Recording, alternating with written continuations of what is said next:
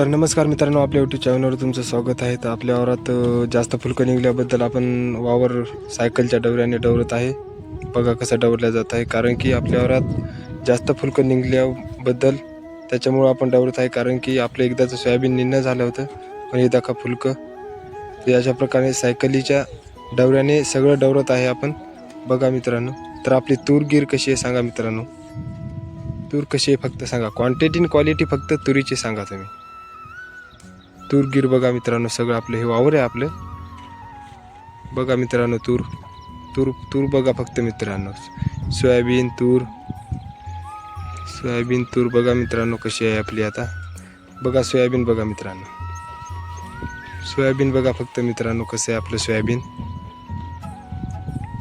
कमेंटमध्ये सांगा फक्त आपलं सोयाबीन कसं आहे म्हणून. बघा मित्रांनो आपलं सोयाबीन तूर.